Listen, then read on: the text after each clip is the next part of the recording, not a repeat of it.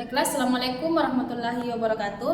Perkenalkan, nama saya Suryanti dengan NIM 23203886208060 dari Prodi Pendidikan Agama Islam kelas PAI 6C. Tujuan pembuatan video ini adalah untuk memenuhi tugas akhir mata kuliah PPL Teori. Dan selamat menyaksikan. Baiklah, bismillahirrahmanirrahim. Assalamualaikum warahmatullahi wabarakatuh. Waalaikumsalam warahmatullahi wabarakatuh. Baiklah, alhamdulillah, yang pertama-tama mari kita panjatkan puji dan puji syukur atas kehadirat Allah Subhanahu wa taala yang telah melimpahkan kita rahmat dan hidayahnya sehingga kita dapat berkumpul di tempat ini. Selawat serta salam tak lupa pula kita kirimkan kepada Nabi besar kita, Nabi Muhammad SAW. Nabi yang telah membawa kita dari alam kegelapan menuju alam terang pencahayaan seperti saat ini kita rasakan.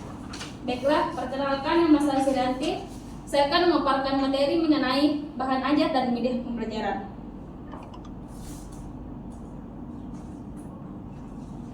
Jadi adapun pengertian bahan ajar dan media pembelajaran. Bahan ajar dan media pembelajaran adalah proses membuat, menyusun, dan memperbaiki materi serta alat pembelajaran agar lebih mudah dipahami oleh peserta didik.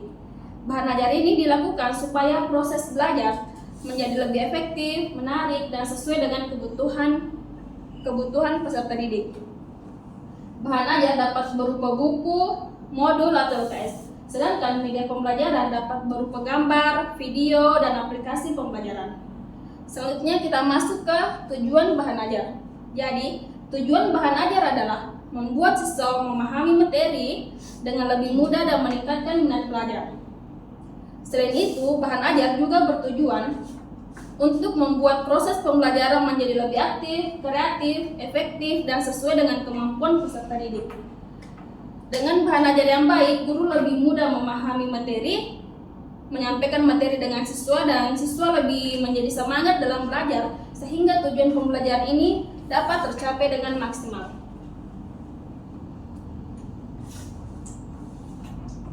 Baiklah, kita masuk ke jenis-jenis bahan ajar dan media pembelajaran. Terdapat berbagai jenis bahan ajar dan media pembelajaran yang dapat digunakan dalam proses belajar mengajar, yaitu yang pertama, untuk jenis-jenis bahan ajar. Bahan ajar cetak, di mana bahan ajar ya dalam bentuk tulisan, contohnya seperti buku paket, modul, dan LKS. Dan yang kedua, bahan ajar audio, di mana bahan ajar yang dapat didengarkan. Contohnya itu seperti rekaman suara dengan podcast pembelajaran. Dan yang ketiga itu bahan ajar visual, di mana bahan ajar ini yang dapat dilihat, contohnya seperti gambar, poster, dan diagram. Dan yang keempat itu bahan ajar visual, di mana bahan ajar yang dapat dilihat dan didengarkan, contohnya seperti video pembelajaran dan animasi edukasi. Dan selanjutnya itu bahan ajar digital, di mana bahan ajar yang berbasis teknologi, contohnya itu seperti e-book dan aplikasi pembelajaran. Kita masuk ke jenis-jenis media pembelajaran. Yang pertama itu media visual, di mana media yang membantu siswa melalui tampilan gambar. Contohnya itu seperti slide PowerPoint dan foto pembelajaran. Dan yang kedua itu media audio, di mana media yang digunakan melalui suara, contohnya itu seperti rekaman radio pendidikan dengan rekaman materi. Dan yang ketiga itu media audiovisual, di mana media yang memadukan gambar dan suara, contohnya seperti film edukasi dan video YouTube pembelajaran. Dan yang keempat itu media interaktif, di mana media yang melibatkan siswa secara aktif, contohnya seperti kuis online dan game edukasi.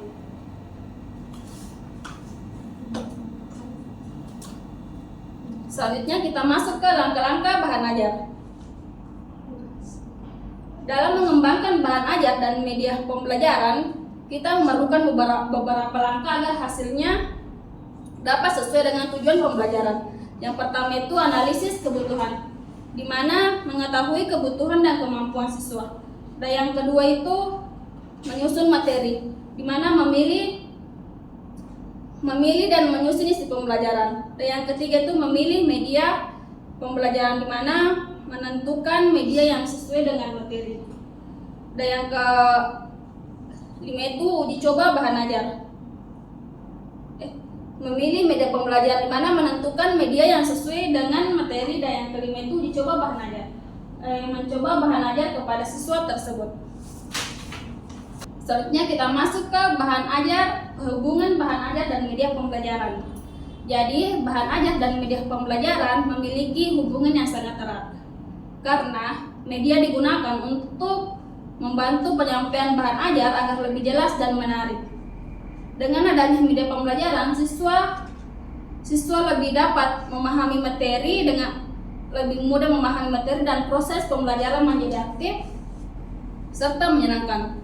Bahan ajar berfungsi sebagai isi atau materi pembelajaran, sedangkan media pembelajaran berfungsi sebagai alat untuk menyampaikan materi tersebut kepada siswa secara efektif.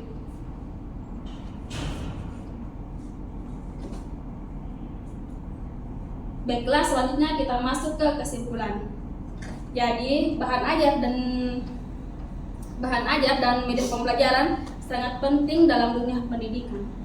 Karena kita dapat membantu meningkatkan kualitas pembelajaran dengan bahan ajar dan media yang tepat. Proses belajar menjadi lebih efektif, menarik, dan mudah dipahami oleh peserta didik.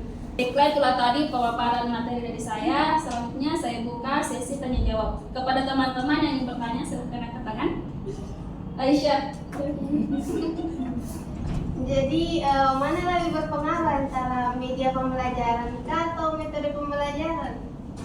Baiklah, menurut saya metode pembelajaran lebih berpengaruh karena menentukan cara guru mengajar dalam membuat peserta didik mudah memahami materi. Media pembelajaran hanya membantu agar pembelajaran lebih menarik dan mudah dipahami. Namun keduanya harus digunakan dengan baik agar tujuan pembelajaran dapat tercapai secara maksimal.